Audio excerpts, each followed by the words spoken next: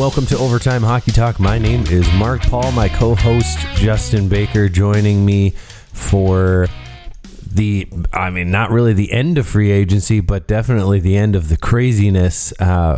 Free agency has brought us a lot of signings. The draft brought a few surprises, mostly just a bunch of teams taking their picks, especially in the first round. And we are here to go through all the aftermath. But before we do that, Justin, happy 4th. Yeah, happy 4th to you as well, Mark. Happy freedom. No one else in the world is free except for the United States of America. Happy freedom. Stop it. I'm always reminded of that newsroom. Sorry. Oh, the opening monologue scene? Yeah. Yep. Yes. With so good. Yeah. He's just schooling that 20-year-old college girl. Yep. Why is America the best nation in the world? I mean, I don't agree with all of it, but it is very entertaining and like food for thought. It's I think that would probably, what was that, like 2016 or no, earlier than that? Like it's like 2012, I think, right? Newsroom. Yeah, that sounds more realistic. Kind of that, like, hey, we aren't the best at everything. But anyways, the free agency, the draft, we have a lot to cover. So let's get on our horse and get flying through here. I'll say this just to start. Do you feel like the landscape has changed at all? Like, did this free agency or the draft change anything for you in terms of the way that the league looks across the board? Not really. I mean, I will say there are a couple teams where I think, okay, maybe you took a little step, right? You maybe went from being a bubble team to maybe saying, hey, you know what, I could see you being a 7-6 spot now, right? You maybe moved up a couple spots in the standings, but nothing significant where you look at a team and you say, okay, well, you know what, they were outside the playoff picture, but this year they're contending for the division. There was, nothing like that, right? Because there weren't a lot of big name free agents to be signed this offseason. So really the landscape wasn't going to change at all. It was whether or not you could just take that next little step, right? Yeah. It was more like a lot of teams shuffling. A lot of shuffling. I'll say maybe LA got better, that Dubois trade, and I think they did themselves pretty good now with those three centers. I think that's probably one of the more significant moves because of it being a premier position.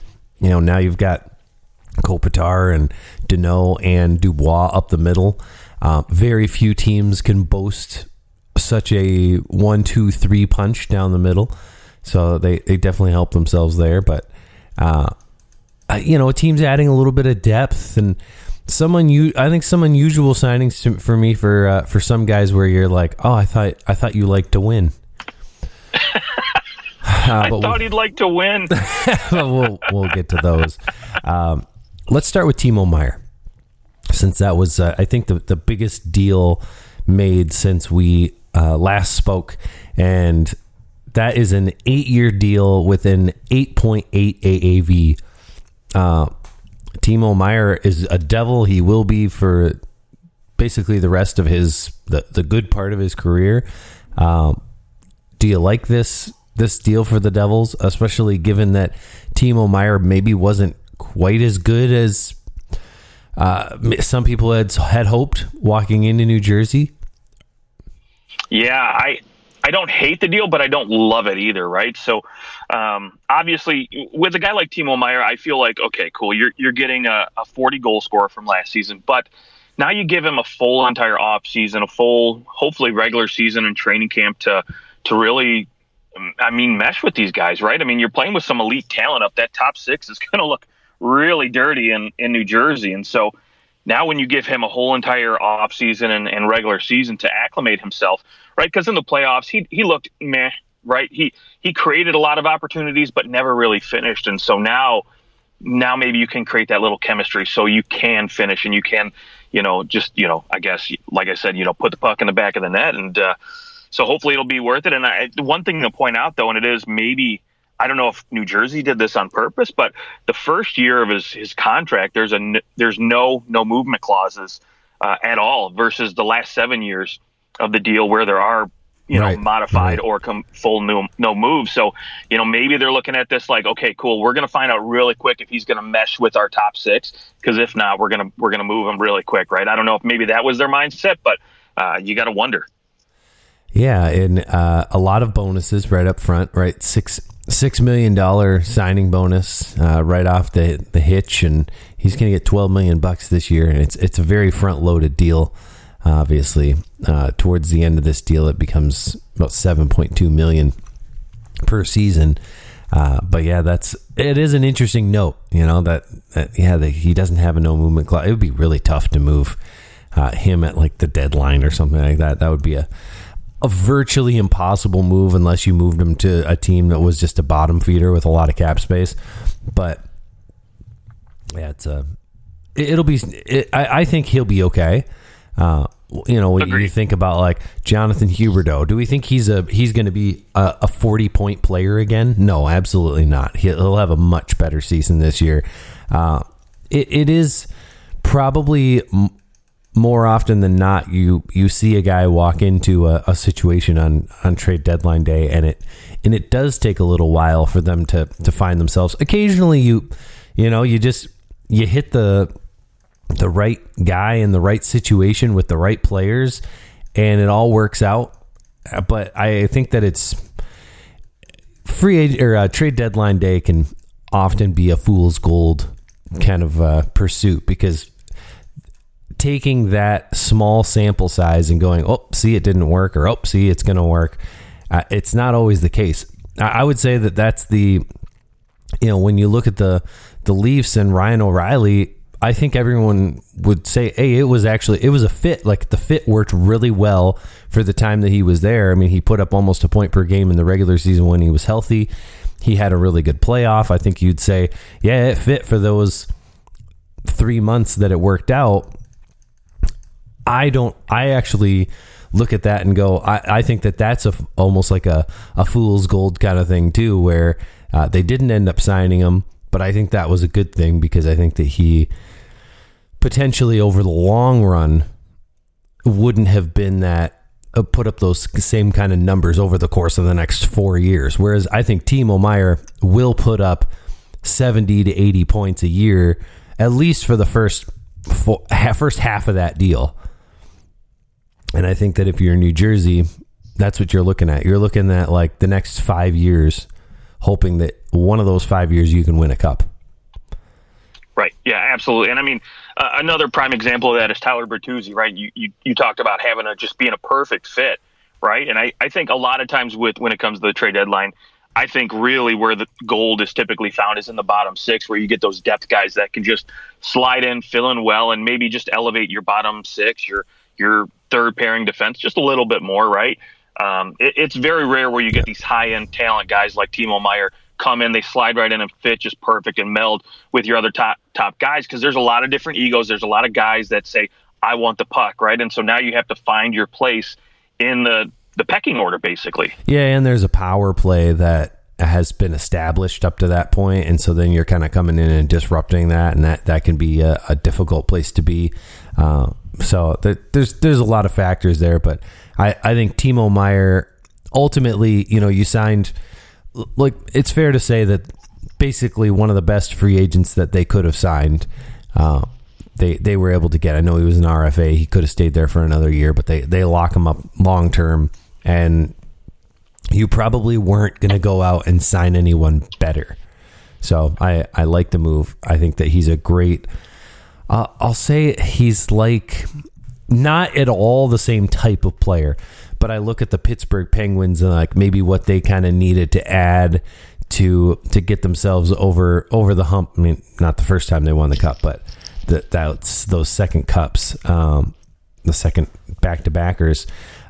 He kind of reminds me of that Phil Kessel ad. Like, you just kind of need that complimentary piece who is hot, like an elite talent, can score, can do a lot of things that you didn't have. You bring him in, you can play him anywhere you want in your lineup, top line, all the way down. I mean, you could play him on your third line if you wanted to, and then give him some power play time, but he can play up and down your lineup. He's so versatile, and I think that you'll find, over the course of time, Timo Meier is going to be really good in the playoffs too. I think this last year was a little blip on the radar there for the playoffs, and he'll be ready to go next year when the Devils are in the playoffs again. Yeah, I agree. Ivan Barbashev signs a 5-year, $5 million deal with Vegas. They obviously did not want to let go of that top line because they end up trading, basically they exchange Barbashev for Riley Smith, who they trade to the Pittsburgh Penguins so that they free up that cap space. What do you think? I mean, I know that it wasn't a direct trade, but it was basically, hey, Riley's $5 million out, or Smith's $5 million out, and Barbashev's $5 million in to stay. What do you think of keeping that line together, but saying farewell to one of your OGs? Yeah, I mean, it's tough, right? Obviously, he was the first guy that Mark Stone handed that cup over to, and you can tell like how important he is to this team, right? What he means. But obviously, at some point, right, you have to say, okay, we got to move on. We got to do something else. We got to keep this guy around, right? I mean, if you want to keep the good times rolling, right? I mean, it was evident that top line was so good with Barbashev, Marchessault, and Eichel, and then of course you had Stevenson and Stone. So Riley Smith was almost kind of the odd man out. His production kind of dipped a little bit this year, and I think for teams looking for leadership, right, they were able to offload his contract. And for me, I think Barbashev obviously brings something that Riley Smith doesn't, right? He brings that physical tenacity, that sandpaper, and he's still able to go out and score goals as well as, Riley Smith, if not a little bit better. Yeah, I mean, Barbashev looks like a $5 million guy. I mean, he didn't come out of nowhere. Like if you've been watching Blues hockey for a while, you know that Barbashev is who he is. $5 million is a pretty good for him. Like that's a pretty good deal for him based on the kind of points that he generally puts up. Like, hey, he only put up 45 points this year. I mean, that's not nothing. He had 16 goals. Obviously he scored 26 the year before. Had a fantastic playoff, which got him paid. But honestly, you look, the year prior with St. Louis, he had 2 assists in 12 playoff games. I mean, I know that this was essentially it was his third year in the league when they won the Stanley Cup, but he had 6 points in 25 playoff games. Yes, he had a fantastic playoff with the Vegas Golden Knights. I wonder, you're exchanging Riley Smith for this guy. I kind of look at it and go, yeah, he brings something different, right? Like Barbashev is not necessarily, you're not paying him for the points he puts up. However, Riley Smith did put up 56 points this last year. He scored 26 goals. He had 14 points in the playoffs. I think what Riley Smith does in the playoffs or in the regular season maybe outweighs what Barbashev could do in the regular season as well. So I mean, it's not that much of a difference to me. Like, they lose Riley Smith, they gain Barbashev. It's sort of a zero-sum game because you do lose a really high-end skill guy who just seems to be able to score goals at the right time, and you exchange him for a very different player. Obviously, he's kind of getting paid off of the playoff run and everyone looking out and saying, dang, look at what Matthew Tkachuk did. Ivan Barbashev is probably like Matthew Tkachuk light in terms of what he does and how he plays. And I mean, I think he's getting paid for it. I think maybe in past years, Barbashev only gets $3.5 million for 3 years or something like that. But he had the playoffs of his life and he's getting paid for it. But I always am suspicious when guys get paid for a playoff run, because we have definitely seen what happens in the past when you pay people because of playoff runs. Oh, without a doubt. But I know he had 60 points 2 years ago. Oh, for sure. That's not lost. And I don't think there's any doubt that he could bring that kind of production, that 50-point production. But I just think there was such a good fit with Jack Eichel. You and not to mention the fact that he's 5 years younger. You got to make Jack happy.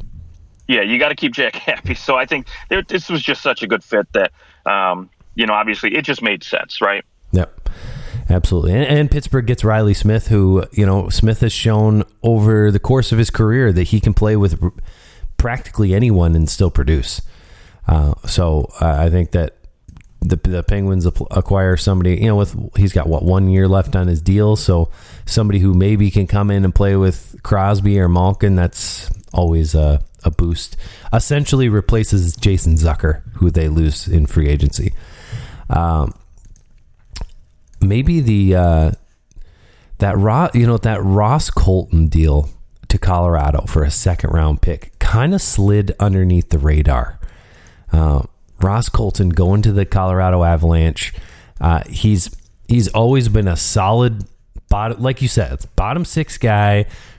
He produces. He scored 22 goals 2 years ago, 16 goals this last year. He's solid in the playoffs. I believe that he's unsigned right now. He is unsigned, so they gave him a qualifying offer. But for Colorado, I really like this move. I think that he is exactly the kind of guy you want to bring in. Obviously, Ross Colton played against the Avalanche in the Stanley Cup Finals, so they know what he can bring. And I really like the move for the Avalanche, trading a second round pick for a guy who theoretically could play up in your lineup if you need him to. He kind of is that versatile winger who can just do anything, play anywhere, and is probably just going to be able to play his game wherever you put him. Yeah, and that's the thing I like best about this move for Colorado is they get a guy who's not only good on both sides of the puck, but he can move up and down your lineup, right? So if Ryan Johansson isn't really cutting the mustard, he's not producing, you can slide Russ Colton up there, and you can still not have to worry about losing or that second line really dipping in production, right? Yeah. So that was a good. I felt like it's kind of slid under the radar. It happened, right at the first day of the draft, and I think before the draft started.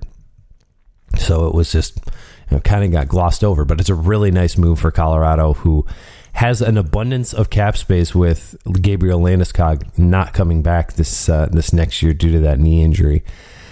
Were you surprised to see the Tampa Bay Lightning say bye-bye to Corey Perry and Patrick Maroon, who have both been very big parts of those Stanley Cup runs?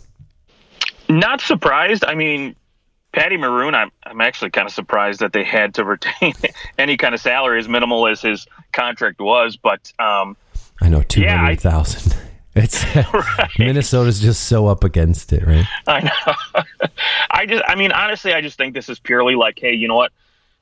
We gotta get away from some of these older guys. I think they want to start bringing in some younger kids. And granted, they don't have a ton of them because they've got rid of a lot of their draft picks. But I think they want to try to get a little faster, a little younger. And you know what? I don't think, as far as leadership is concerned, right, losing Corey Perry, Patty Maroon's going to do anything to that locker room. They've got plenty of guys that know what it takes. Obviously, many of them have won a couple cups there. So to me, it's just bringing in younger pieces that are able to get some ice time and hopefully develop and be those next guys to, essentially take over for the Alex Killorns that are gone now, Russ Coltons, and so on and so forth. So, yeah. And then Corey Perry just turns around and signs a 1 year, $4 million deal when he had 25 points and was a minus 28 last year. Unbelievable. I mean, I guess that's what the Blackhawks have to do to convince people to play there right now. I honestly don't understand it. Like, to me, I get the whole, hey, we're bringing in Bedard, we want to protect him. Isn't there someone better to protect Connor Bedard than the 38-year-old Corey Perry? Like, I don't even know if this is more or less to bring in a guy to quote unquote protect him. I just think they're trying to bring in, experienced guys that have won cups, right? So you're bringing in Corey Perry. You're bringing, you have Tyler Johnson there, who's obviously won a cup, but I just think they're trying to bring in just some more veteran guys that, know what it takes to go to that next level, right? Because, you can be a rookie in this league and have all the skill and talent in the world, but it took Connor McDavid and Draisaitl a while to, essentially get to the playoffs and to, essentially establish themselves as playoff contenders every year. So, yeah, but so if you were looking for somebody with a lot of playoff success, why did you bring in Taylor Hall? Well, the guy does have a Hart Trophy, right? So he does have a Hart Trophy, but you still have to surround, Bedard with some skilled players, and we're not going to throw Corey Perry and Nick Foligno into that category. So those are the guys that are going to be, on the bottom six sandpaper guys, but they're good voices to have in the locker room. Yeah. And I guess I know the hope is that Taylor Hall plays alongside Bedard. You're going to give Taylor Hall a chance to maybe give his career a little bit of a resurgence, but I feel like we've been talking about that for the last 5 years. Since he won the Hart Trophy, we've been talking about, this team will be the team where he takes off.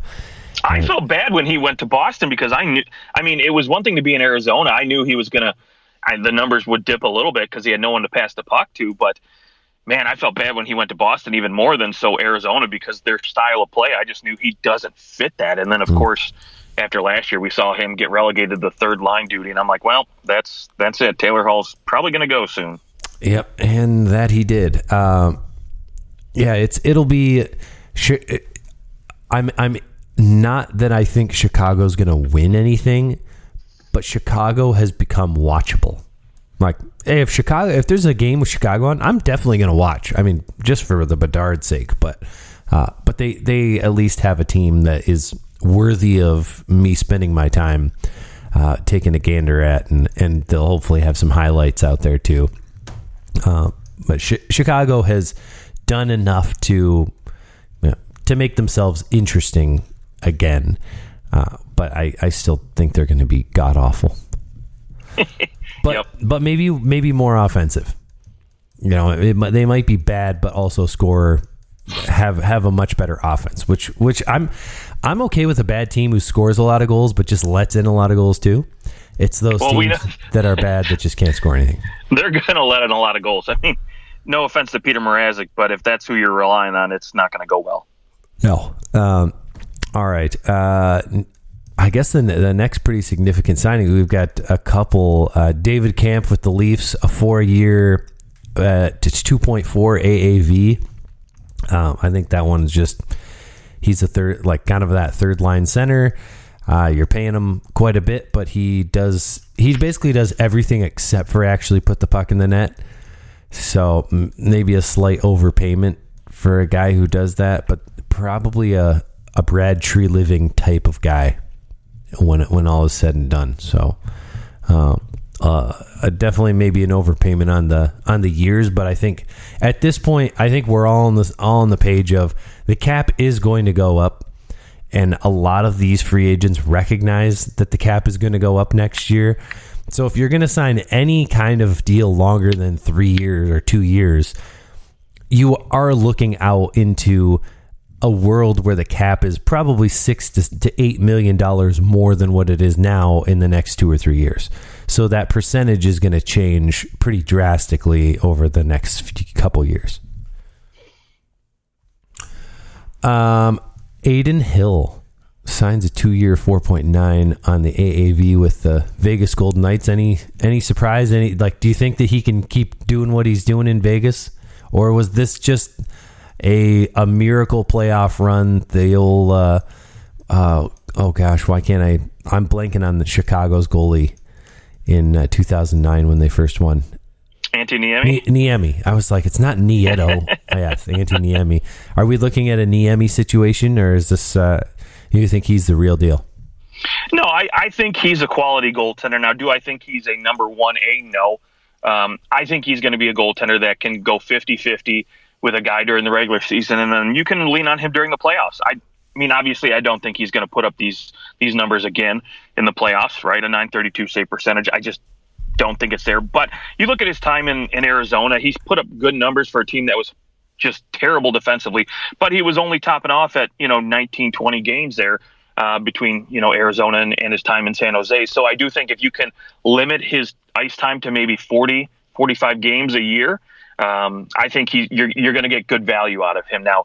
Obviously they've still got Logan Thompson, who might just come in and take that starter's job, which would make things very interesting. But again, you don't have him signed long term. So if Logan Thompson does come in and is that guy that's just going to steal the starter's job away from him, you can be okay for a couple of years at $4.9 million. Yeah, I mean, I guess the question kind of remains, is Robin Leonard a factor next year? Is he coming back? Is this it for Leonard? Will they trade this deal?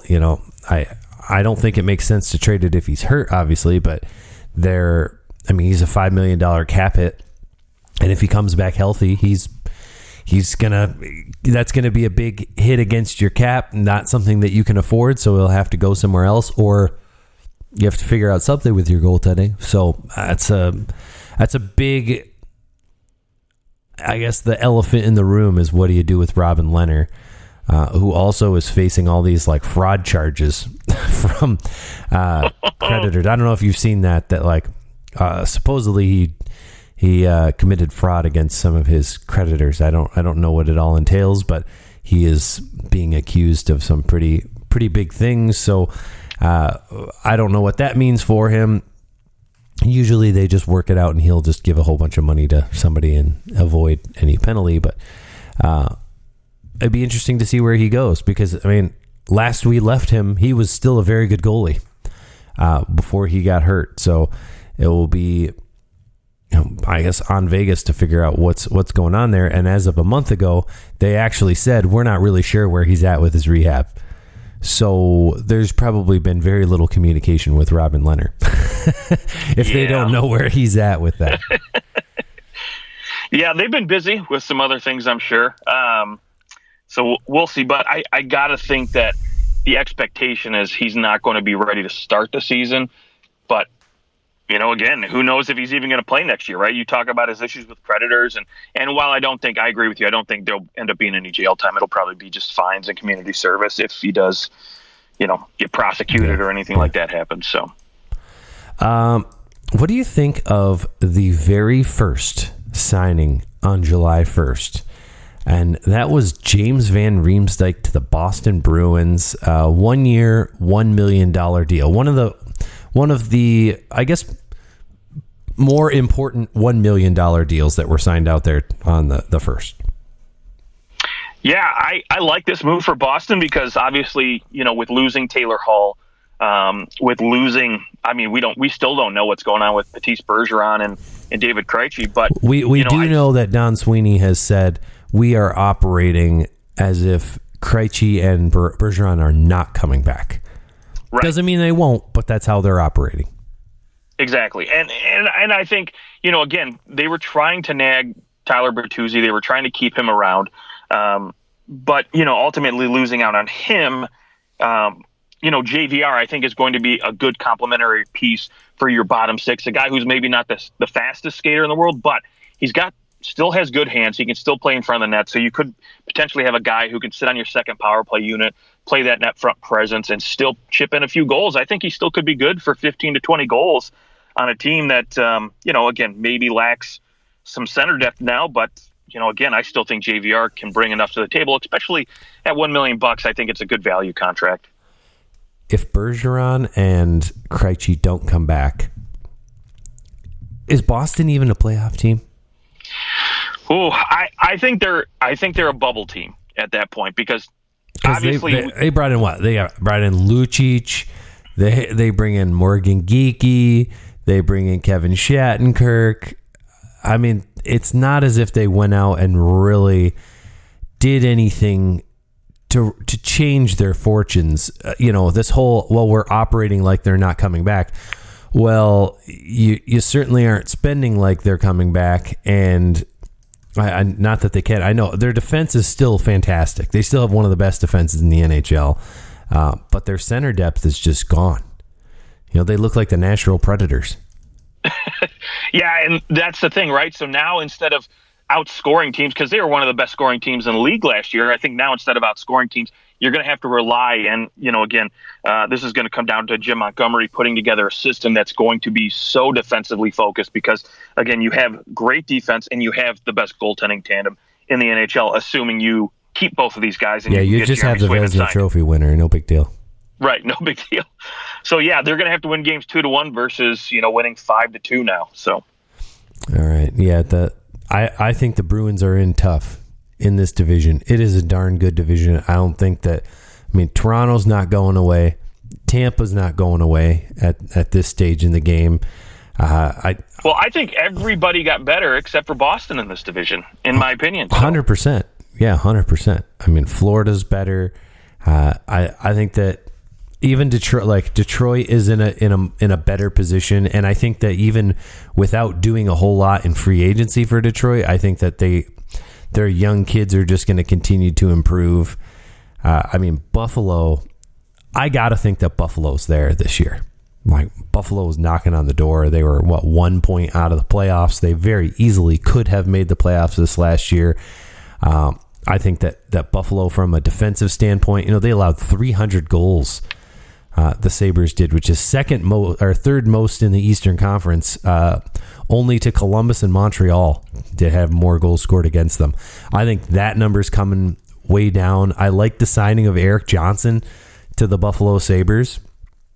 I know that he's a bottom pairing guy, but he's somebody who, on that young defense where your high end guys are young. Eric Johnson has been there before. He has been that young star of a defenseman and put into a lot of those situations. He's won a Stanley Cup. I think that he is a wonderful fit for this kind of burgeoning Buffalo Sabres defense that could potentially really be one of the better defenses in the NHL long term. With Owen Power, Dahlin, and Samuelson. A defense now that has 3 number 1 overall picks. Yes, very true. Yes, I didn't even think. Yeah, he was the number 1 overall pick. Yeah, that's great. But yeah, I like the move for Buffalo. I think he could play in their top 4 at times, and it'll be okay. I think that it'll be better than what they had this last year. So I like the move. And Eric Johnson, at 35 years old, still going and getting a $3.2 million contract when he puts up practically no points. And in the I think he had 8 assists in the regular season. He scored his only goal in the playoffs. So for a guy who doesn't put up any points to get $3.25 million on a team that is definitely a bubble playoff team, like when I say a bubble playoff team, it's leaning more towards the playoffs than not this time around. So I think that the Buffalo Sabres have really made themselves better, and man, that's just Ottawa's going to be better, right? Like we like what Ottawa did, Korpisalo signing, and Detroit, Montreal, I think is even going to be better. So I just don't know how Boston. Granted, yeah, they had 135 points. They only lost 17 times the whole year, 12 times in regulation. How do you go from that to missing the playoffs? But this division is just going to be maybe the best one in hockey from top to bottom.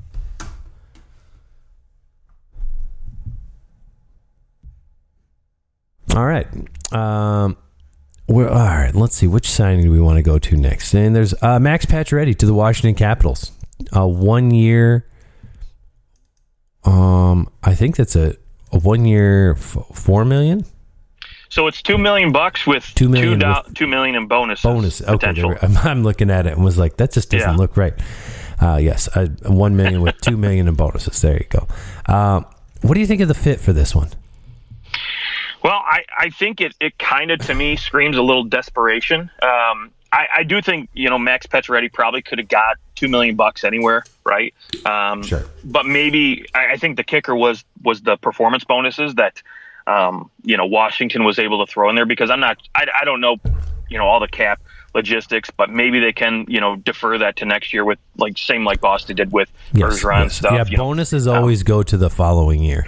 Right. So to me, this screams like, hey, we're still trying to be relevant, right? We're still trying to make a play here. We still think between, Backstrom, Ovi, that we're still in it in a playoff team. So I don't know what that means for guys like, Anthony Mantha or Tom Wilson, if they're still going to be hanging around. But, from what I understand about Tom Wilson, they have not shopped him at all. Okay. But they've tried to trade Mantha, and I don't think it's gone very well. I mean, they're selling as low as Mantha can go. I think that they're almost better off bringing Mantha in and seeing if for the first 15 games, if he can get something going and somebody becomes interested. Somebody has an early injury and suddenly Mantha becomes more valuable. Yeah, but I mean, on the flip side of that, from Washington, right, you still get a guy who I think can potentially still be a 20, 25 goal scorer. And if you put him on a third line with maybe, now it gives you maybe a little bit more freedom to run Backstrom, Kuzi, and Dylan Strome down the middle. Now you got a guy who you can throw with, maybe Backstrom on that third line or Dylan Strome and see what happens, right? So, if anything, it gives you more options because Backstrom, to me, can still play, assuming he comes back healthy. So he can move up and down your lineup. So if, like I said, if things aren't working out with Mantha, you move him up and you can shuffle the lines around a little bit more. All right. I want to, for a second here, I want to just focus in on the Detroit Red Wings because they were busy. They made a lot of deals, a few significant ones. Let's just go through the list of guys that signed on July 1st. Daniel Sprong signs a 1-year, $2 million deal. James Reimer comes in on a 1.15 AAV on 1 year. They signed Justin Hall 3 years at a 3.4. Klim Kostin, after getting traded from the Edmonton Oilers, signs a 2-year, $2 million deal.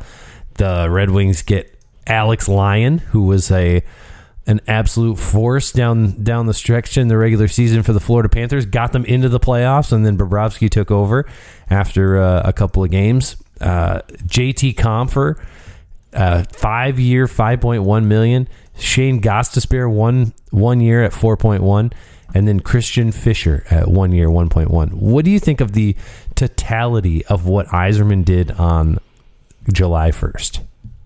Oh boy. Oh boy. So, I mean, if let me just first preface this. If we can go get, Alex DeBrincat, traded for and signed, I think a lot of people will kind of overlook some of these, but you have to wonder, like, what is the Yzerman plan at this point, right? That everybody keeps screaming about. I know, some of these guys, maybe bring a little defensiveness, defensive mind to the table that you think, okay, cool, great. We're going to keep the puck out of the net so that we can potentially score more, right? Maybe that's the mindset Yzerman's going in with. But at the same time, as far as scoring more goals is concerned and moving that needle, I don't see it. I really don't. And when you look at the numbers last year with JT Compher, they weren't that great. I mean, yes, he put up 52 points, but his analytical numbers, creating chances and that 5-on-5 play just weren't really there. They weren't that great. So I get a little worried with that signing. Is that like another, Andrew Comp? Like, I like Andrew Comp, but is that really going to do it, right? But I know there's also that connection between Andrew Comp, Dylan Larkin, and JT Compher where they all played at U of M together. So maybe that they're hoping that, catch lightning in a bottle kind of thing. But to me, I don't know if this really, I don't know if giving him 5 years was worth it, in my opinion, because I think that's what, JT Compher was looking for, was term more than anything else at this point in his career. Because he doesn't have a long history of being an offensive dynamo. Yeah, I mean, so, 5 point. This deal is going to take him to 33 years old. Copp's deal takes him till he's 32. You look down the middle and you go, all right, if you've got Larkin, Compher, and I know Copp doesn't necessarily play he can play down the middle. He maybe isn't your ideal down the middle. I think you're bringing in Compher to be your second line center at this point. Oh, no doubt. So Larkin, Compher, you look at what the rest of this division is icing down the middle. We'll just Boston aside, because we're not exactly sure who's going to be there, but the Buffalo Sabres with Tage Thompson and like a Casey Middlestat and Gergensen, like this is a Dylan Cousins down the middle. You've got Toronto with Matthews and Tavares, and Tampa, obviously, with the Stamkos and Braden Point. Like, there's Barkov in Florida. There are some great centers. And I don't know long term, if you can really go with these two guys and win a cup. I think Comfer, to me, probably ends up being a very overpaid third line center long term, and that is what concerns me about this deal, is that if the Red Wings are going to win, he's not a top six forward who is going to help you to win the cup. Maybe if he's playing on the wing, but I think he's better suited on that like defensive third line role, a shutdown role, and I think he had a great offensive season this year in comparison to the rest of his career, because all of a sudden Colorado had no one. So they had to put him in those situations. He got a little more power play time. And then, we saw what happens in the playoffs when he's playing too high in the lineup. 1 goal, 1 assist in 7 games. So the move I do not love. No, I don't either. And like I said, it doesn't move the needle enough for me to get excited, right? And then looking at the back end, and the other thing I will say about JT Compher is I think maybe the thought process was he can, hopefully bring a two-way game, which, again, I don't love his two-way game. I'm not in love with it. It's okay. But I think the other thing in listening to Yzerman's presser yesterday was he doesn't want to rush a guy like Marco Kasper and any of these other centers that they do have in the organization, bring them in and play them too quickly, right? Like, because he referenced Lucas Raymond saying we brought him in too quickly. Maybe we should have let him, ripen a little bit more. But, again, hopefully Raymond, has a bounce back year, and, it's a contract year for him. So I'm sure we'll see better numbers. But the bigger concern I have, and I'm sure you can speak to this because I know, gosh, it looked like he was just basically cast aside, like just playing so terrible defensively. Justin Hall, I don't know. I mean, I know you needed a right-handed shot defenseman in Detroit after you get rid of, Filip Hronek, but did it have to be Justin Hall? And did it have to be for 3 years? Right. Until he's 34 years old? We've got enough old guys on that back end already between, Ben Sherratt and Ole Mata. Like, do we need any? I'll give him this. I did like the Gostisbehere trade. I think that I know he has a 10-team no trade list, but that just means that he's not going to get traded to a Canadian team.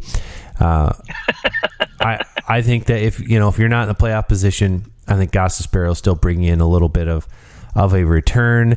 He's going to give you an offensive punch that you definitely don't have right now outside of Moritz Seider. So I think there's that. But the Justin Hall signing, I mean, it just, I would be fine with a 1 year at 3.4, even 2 years at 3.4. It's not awful.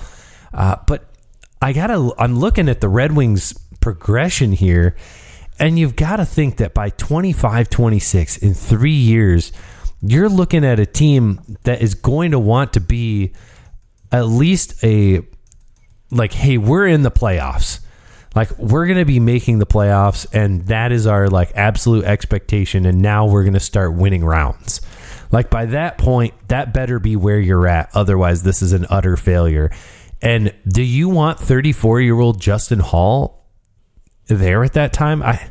I don't get that. I get that you could trade him at that point. With 1 year left on his deal, what does the landscape look like? 3.4 might be more like a $2.5 million deal now, but I just don't love it. And the other part of that too is right. He got more money than Eric Johnson. I don't want to talk about that. The other issue I have with the Justin Hall signing is now you're creating a logjam of defensemen that makes it harder, and I don't know if it hampers the ability, right? But now you're just basically stating okay, Simon Edvinsson, William Wallander, these young defensemen that they have and that they've drafted, right? Now you basically you're telling them hey, we're gonna keep you down in the minors longer now. Again, we don't think we're quite ready yet for you, and we don't think you're quite ready. So I want to give opportunities to these younger guys, because if, like you said, if you're making a push for the playoffs, if you're going to be a playoff contender here in the next year or two, you have to have these young guys ready to go. Exactly. Well, the Red Wings, I think, are also suffering from not winning a lottery pick. Unfortunately, some of this is sort of bad luck. They've been in that position to win it several times.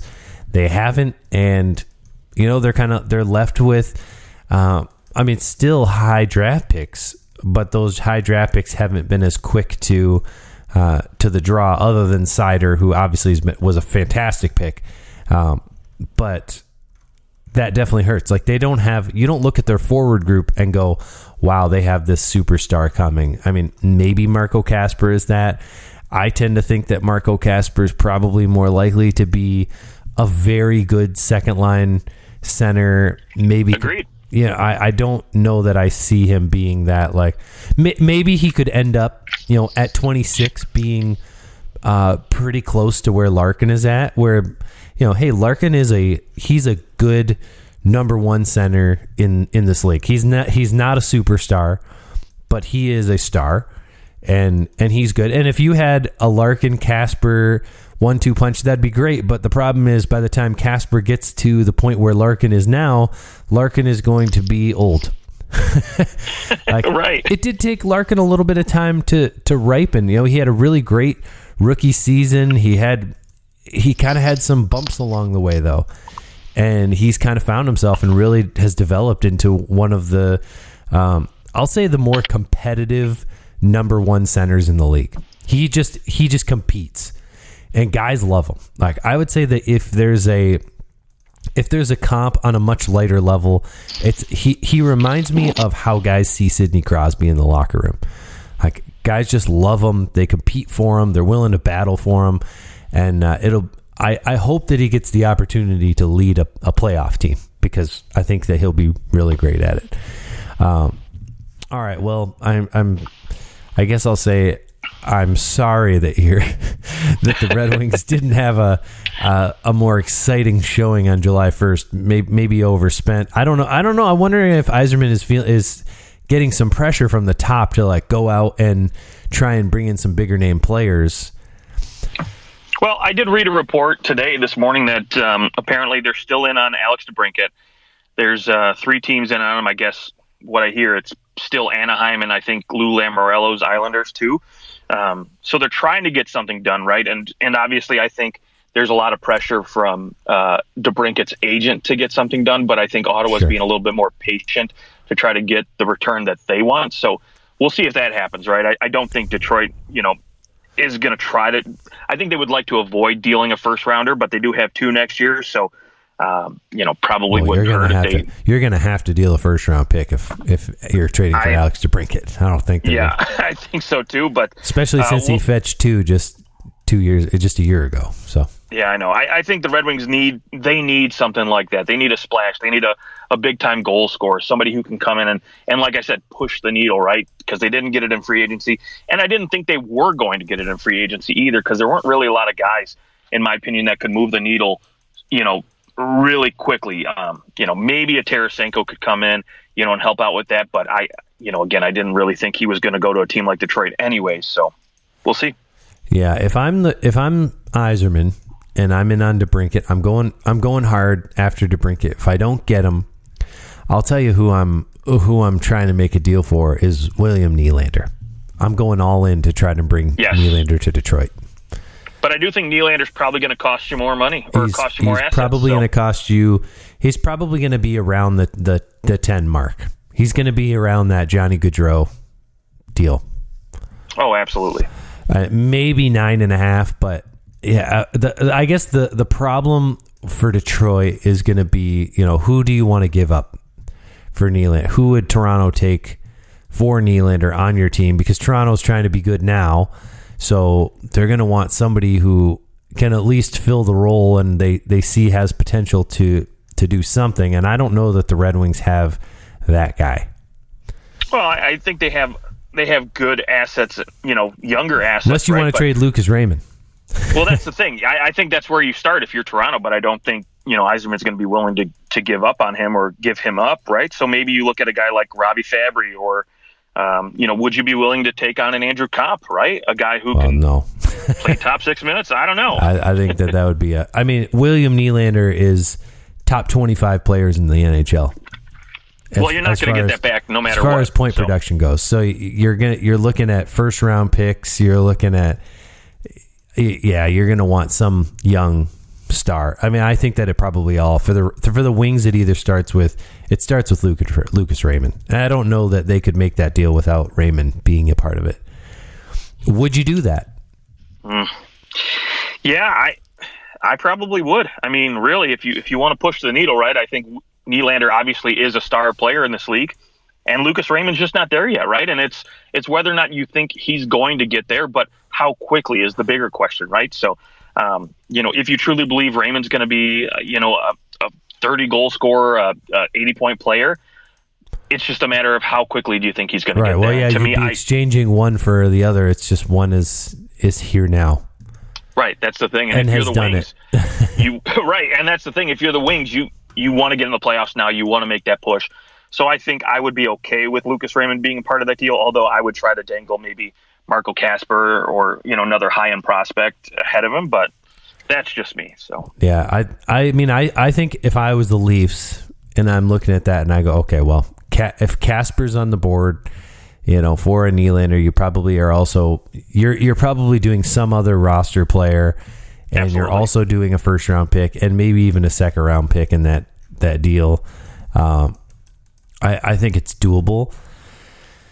I don't know that I wonder if there's other teams out there with maybe more options that the Leafs would like more, but and the other thing to consider too is don't get me wrong, I don't think there's a lot of leverage going to whoever the trade partner is, but Nylander's going to be a UFA, so these teams could maybe play chicken and say, well, we're just going to wait it out till he doesn't re-sign with you, and then we'll sign him for nothing. Sure, but I think there'll be some team who will happily take him.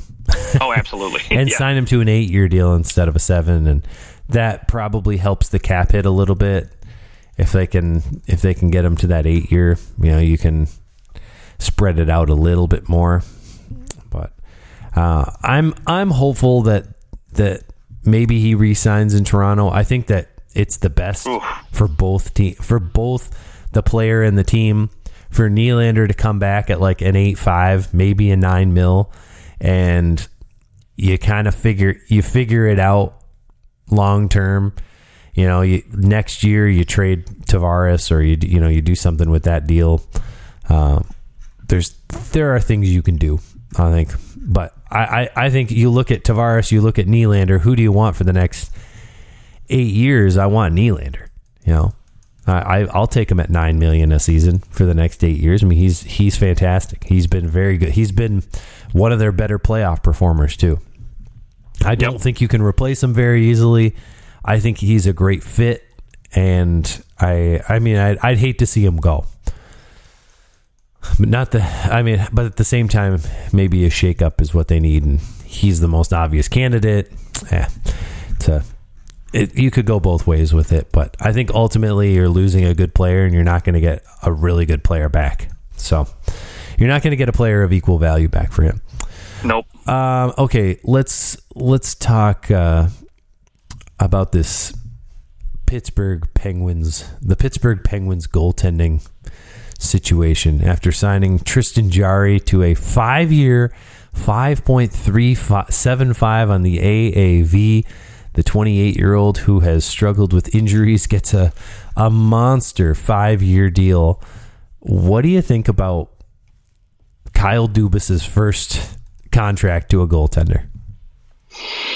Boy, he's got a love affair with goalies that get injured a lot, doesn't he?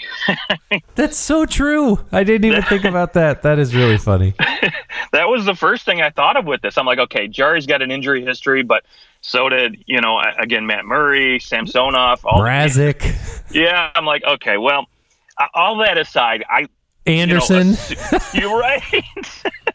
So all that aside, assuming that Jarry's healthy and he's, and he's, playing hockey, I like this move for the Penguins just because I think if they want to remain competitive, which Dubas believes they can be, and I think they can be a competitive team with what they have, they need good goaltending. And I think the assets it was going to take to bring in a guy like maybe Jonathan Gibson, right, to stay current and have that elite goaltending, I think was going to just be too much for this team to want to give up.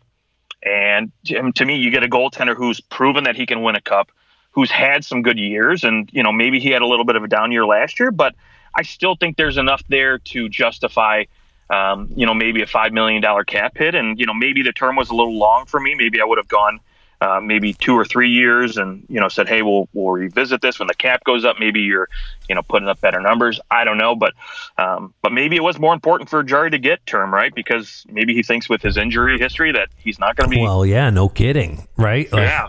Hey, I've had a lot of injuries, so I need to make sure I'm getting paid regardless. I'd say we'll give you I would have rather than paid him $6 for 1 year. Just go a little higher on the 1 year and let's see how you do for one more shot, or a 5 for 2 years. I would have been okay right. with, but this 5-year deal, that takes a goalie to 33. We've all seen how that goes. More often than not, it's the deal gets rotten towards the end.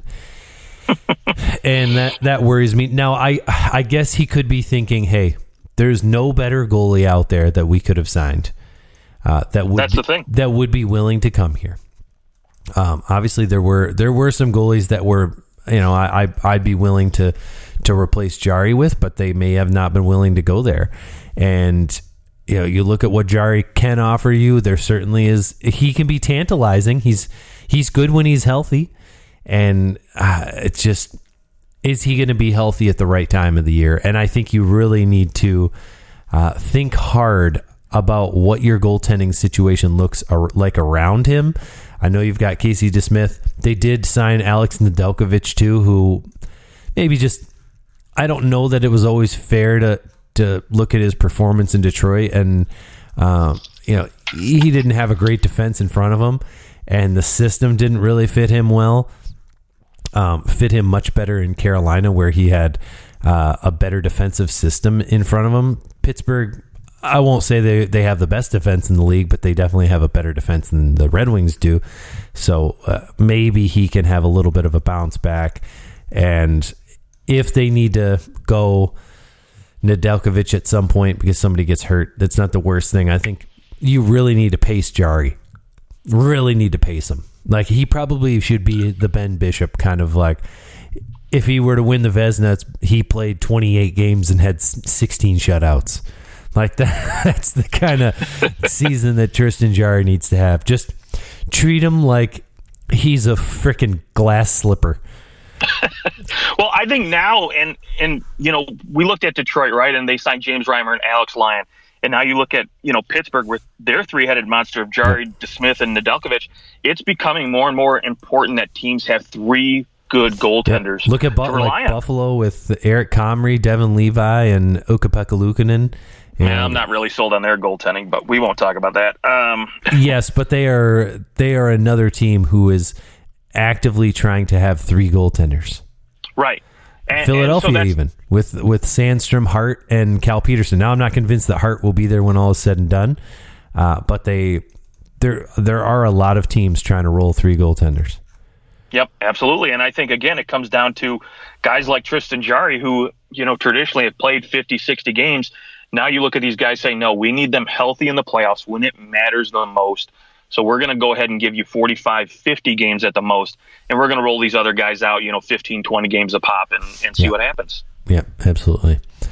Okay, let's, one signing that kind of snuck under the radar that was really sneaky that I really liked, and the fact that they got him on such a big bonus salary as a genius, Ken Holland, tip of the cap for signing Connor Brown to a 1-year, $775,000 deal with $3.225 million in available bonuses. He does get those bonuses at 10 games played. So there's not a whole lot to be done for Connor Brown. This should be pretty easy. I think there's a good chance if I sign this deal, I could get into 10 games. I could do it. I know I could. No. So essentially this deal is, hey, as long as you're healthy, we're going to pay. But if he's not, then they don't have to worry about the cap hit. If something happens with his injury, his recovery, then they don't really pay him anything and they can bury it.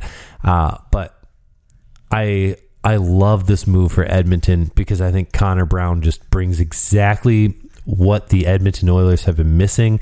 He can literally slot anywhere in that lineup. He could play next to Connor McDavid and Leon Draisaitl. He could also play on the fourth line, and he will still probably put up 15 and 15 playing on the fourth line. Like, that is just Connor Brown.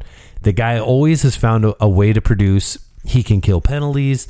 He just does his thing, no matter where you put him in the lineup. And I think it's a really good depth move for the Edmonton Oilers, where he's almost a top six forward in terms of his ability to contribute, even though he generally will probably play outside of the top six. Like, you don't want him to be in your top six all the time. He can be, but he's also going to play probably 15 minutes a night because of what he can do elsewhere. So yeah. I really like the move, and it's a 1-year deal. There's really such little risk for the Oilers, and those bonuses, they all kick in to the following year, so you don't have to worry about it on the cap this year. So that's genius as well. More teams should do that. More like, why don't teams go, hey, we're really up against the cap. We think we could win the cup. Let's sign this guy and make his bonus structure like, hey, you're going to bonus after you play 5 games. Yeah, I think it's just because most teams don't want to handicap themselves next year, right? You look at the pickle now. Boston has kind of put themselves in with that. It's true. Tampa had that issue too a little bit. Yeah, so you kind of want to avoid that at all possible. But Tampa won a cup. They did, absolutely. So it worked out. You could say it's totally fine. Like, I look at it when the Matthew Stafford trade with the Rams, how they basically they went all in and they just gave up all their assets to be competitive, but they won the Super Bowl. So, good for them. So it doesn't matter anymore, right? Yep, worth it. I'll take it. I'll take a last place finish if the year before we win the cup. Right. Yep, but I love this signing. I think it's like you said, it's phenomenal. I think it gives them the ability now, more or less, to not have to worry about, okay, if we put Ryan Nugent-Hopkins as our third line center, who's he going to play with, right? Now I think you have a guy in Connor Brown who can play with him and produce. He can put up goals. We've seen him, do 20 goals a couple times. I still think he has that ability in his game offensively. And he brings that grit, that little bit of sandpaper that I think Edmonton really needed a little bit more of too. Okay. Let's talk New York Islanders here for a minute, because they signed some pretty interesting, oh boy, pretty long-term deals. Scott Mayfield gets 7 years, 3.5 on the AAV. He's 30 years old. That deal will take him to 37. And then Pierre Engvall signs a 7-year, 3 on the AAV, so $21 million deal. Who would have thought Pierre Engvall would sign a $21 million deal at any point in his career? Now, he'll be 34 when that one's over. That one's not so bad. But what are the Islanders doing here?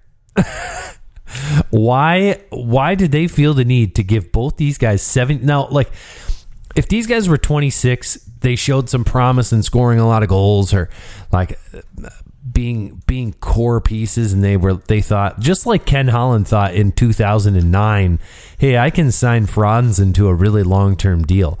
Like, that deal that he signed with Franzen was not a bad one if Franzen had stayed healthy, because he was a horse. He just got hurt, and then he was done, and it looked bad. But I mean, I think, what was Franzen's deal? About $4 million or something like that? $4 million. Yeah. So, I mean, if he was somebody who had shown the ability to score goals, okay. But, Scott Mayfield, I know he's a defenseman, but I mean, he put up 24 points. He's not, he's fine. I guess he's that like number 4 type of guy. He's a monster. But he gets 7 years, and then Pierre Engvall, I don't know what we're thinking here. I have always liked Engvall. I like the way that he skates. I mean, the most points he ever put up was 35. That was 2 years ago. And I don't know what's happening with that deal. 7 years. Why give him 7 years? Was he going to sign for more than $3 million a season on a 1-year deal? Was someone willing to give him a 1-year, $4 million deal? I don't think so. I don't know what is happening. What does he have on Lou Lamoriello? Well, he gave him right. That's got to be the question, right? I mean, not only did he give him a 7-year deal, but he also gave him a 16-team no trade clause. Why? Half the freaking league. Why do you have to give this guy any kind of no trade clause to stay? Like, I get it. Maybe you're trying. I don't know. Maybe Engvall thought he was way more important to this organization than you and I do. And so maybe he was asking for $4.5 million, and so maybe Lou's tactic to bring him down to the price he wanted was, okay, let me give you term, right? Which, who was willing to give him $4 million a year? Come on. I don't understand it. And not he's only a bottom that, too, 6 forward. Absolutely. But not only that, but now you're not giving yourself any flexibility in the future. If, say this year or next year, right, you're just not being competitive. You're limiting your team's flexibility because you have so many freaking long-term deals to older players right now. I mean, look, like you mentioned, he gave Mayfield this huge extension with a lot of term, right? So he's got Bo Horvat with a lot of term. Barzell's got term. No, but Barzell's only 26, so it's fine. Sure, Horvat's only 28. No, and it's okay. It'll be fine for a little while. But in 5 years, the Islanders are going to be so bad.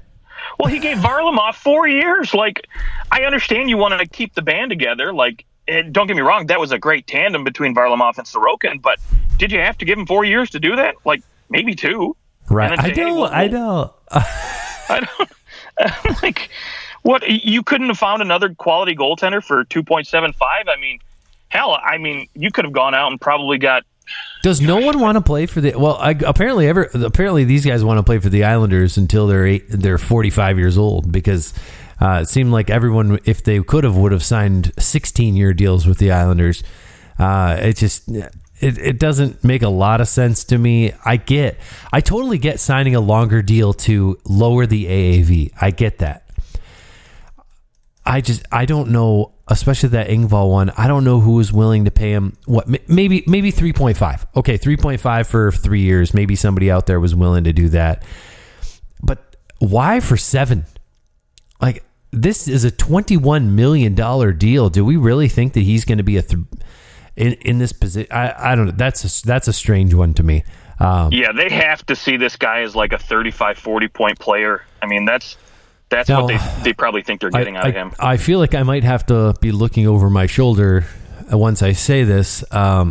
So Lou, if you're listening, just remember, I just make comments. I'm unimportant, but as Lou, Lou turned 80 this last October. Maybe it's time. Maybe it's his time. maybe he's just. I don't know. I don't know what he's seeing. I don't think that today the Islanders are much better than they were the day before. I think now they've just handcuffed themselves. I like the deal for Bo Horvat, and I like the Josh Bailey trade with Chicago. Packaged a second round pick, and Chicago just bought out Josh Bailey, but for which the Islanders technically could bring him back if they wanted to. Well, hell, so here's the thing: when they move Josh Bailey, right, they free up that cap space. Something, and okay, cool. They're going to go out and they're going to get that scoring winger that they've been looking for, right? Maybe a Travis Konechny, maybe even Alex DeBrincat, right? But hell, then they go ahead and give Varlamov, they give Mayfield, they give Engvall all this money, and now you relegated your cap space down to $1 million. Shoot, you still got Oliver Wahlstrom that you still need to re-sign, who's an RFA. So where are you going to find the money to sign this scoring winger that's supposed to help push your team into that Stanley Cup contention? I know you're a bubble team, but now you've got to take that next step, and you haven't done it by re-signing these guys that don't push the needle. Yeah, very strange. Well, let's talk about somebody who will push the needle and gets a monster 2-year deal. The biggest, I think it was the biggest AAV given out on UFA Day. That's a 2-year deal to Dmitry Orlov at a 7.75 AAV. Carolina goes and brings in arguably the best defenseman of the day. And honestly, they go out and they sign maybe one of the top 5 forwards available in free agency, and that's Michael Bunting to a 3-year, $4.5 million on the AAV, and they managed to hang on to Anderson and Ranta. What do you think about what the Hurricanes did to improve their roster? I mean, first off, I love the Orlov signing. I think he's going to be a fantastic piece for their top 4. Now, the bigger question for me is, what does this mean for Brett Pesce, right? We know he's going to be a UFA after this season, and the word on the street is that, they can't get him signed to a long-term deal. They can't find a number that works for both teams. And you have to imagine now with Orlov at 7.75, Brett Pesce's looking at this and saying, well, I definitely deserve more than this guy. I can get 7 on the open market for sure. Yeah, absolutely. So I have to think he's going to be moved, and that was probably part of the reason why they brought in Orlov and especially gave him a 2-year deal to say, hey, you know what? We're going to bring him in at 2 years in case Pesce signs. We're not handicapped long-term with a big cap hit for both of these guys. But at the same time, if, we have to trade Pesce, we have a guy here who can, round out our top 4 really, really nicely over the next couple of years because, man, it's crazy to think that potentially they could lose in 2 years Orlov, Jacob Slavin, and Brett Burns, and then, Brady Shea after this year. They could literally have nobody signed on defense after 2 years. This team could although look I think that drastically Slavin different. will, they'll sign him to a big extension. And oh yeah, I agree too. I think, I even think, Orlov will probably get re-signed too at that point. Going into next year, the Carolina Hurricanes, when you go down that Orlov, Slavin, Burns, Shea, Pesce, that's 5 defensemen that could potentially play on a lot of teams' top pairings. Yep. To me, I'm not trading Pesce. I'm keeping him. He's playing in my top 4, and we're gonna ride this out. We're going on one more run together, and we'll figure it out in the offseason. If we can get him signed, and maybe things change, great. If we can't, so be it. You're going to lose Shea probably in the offseason next year. So, maybe it's really a decision between who are we going to keep between Pesce and Brady Shea. They're going to can make it work. They're going to have $42 million in cap space. Especially with that right hand. Pesce's a right-handed defenseman. That's someone you don't want to lose. Exactly. Yeah, and especially at 28, I think he's still right in the prime of his career. So, if it's me, I'm finding a way to make it work for sure. And in a worst-case scenario, right, say you go on that Stanley Cup run, maybe you don't win a cup, who knows. But at least in the offseason, you could still trade his rights away. I think you could still get a third-round pick for this guy for his rights. So at least you don't come out completely empty-handed, I guess. Yep, absolutely. I do like Michael Bunting giving their top 6 something that they have maybe been lacking for a little while. I think he can kind of do a little bit of what Jordan Staal does, but from the wing, where he can be a big disruptor, and but he's more of a pest than anything. And those pesty type of players are, to find ones that can put up points is rare, and he certainly can put up points too. So I love the deal for Carolina. And I think he'll do really well there, and he'll as long as he doesn't do anything too stupid, he'll be a fan favorite. Yeah, and I love that they didn't have to give him too much term on this either. Maybe he's hoping that again he can cash in again at 30, 31 years old and get another big deal, which all more power to him if he can. But at the same time, I love that Carolina only had to give him 3 years because I you hear that, Lou? Yeah, exactly. They only had to give her 3 years. You didn't have to give Michael Bunting 12 years to get him to sign there. Right. Well, they've got a lot of young guys in Carolina between, Seth Jarvis, Jack Drury, Martin Nicias. They have all these young guys that are going to bring, that skill, that high-end talent, but they don't have that tenacity, that grit that I think, like you mentioned, Carolina was just really lacking. Yeah. That higher-end Jordan Staal-esque, play. So this is gonna fit their team, I think, really, really well. A nice complementary piece to play on their top 6 for sure. Absolutely. All right. Well, there are many, many moves that have happened. We're an hour and 15 minutes into this one, so we'll just continue talking free agents as we go throughout the summer. I mean, things are going to keep on happening, so we'll keep going through it on our next show. But before we get out of here, Justin, who to you had the best July 1st? Who to me? Oh gosh. July 1st, or can we bunch in like the second and third? Yeah. All right. We'll say like draft free agency, kind of all combined. Who's had the best little run here over the last week? Man, I honestly have to lean in towards either Toronto or probably have to go Dallas right now. Yeah. Dallas bringing in Duchesne on that deal is a genius. Yeah. And if Craig he can, Smith, love that signing. Yep. Sam Steele too. Yeah. And from a Toronto standpoint, I mean, they took some chances on guys, with bringing in Klingberg, who had a really poor defensive season last year and seems like he might be on the downturn. But if he can find his game again in his offense, you just brought in an $8 million player for $4 million. So it might be a bet worth taking, especially the way that Keefe coaches defensively and has been able to get some of these guys kind of changing their mindset from that offensive side and still putting up points, but playing them more rounded out game. I think that it could end up being a great move. And then Tyler Bertuzzi, I mean, what a replacement for Michael Bunting on the top six. Yeah, I was going to say, I think when fans looked at the loss of Hyman and Bunting, right, how much they were fan favorites.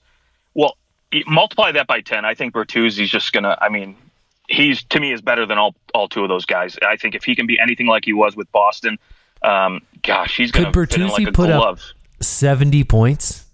Oh, absolutely. If he plays alongside Matthews or Nylander, I think he's gonna reap the benefit, and he's gonna be able to chip in so many goals being in the front of that net. So. All right, I love it. Well, hopefully that happens. And then that's and then Max Domi coming home. I love it. I absolutely love it. It might be time for me to get a Domi jersey.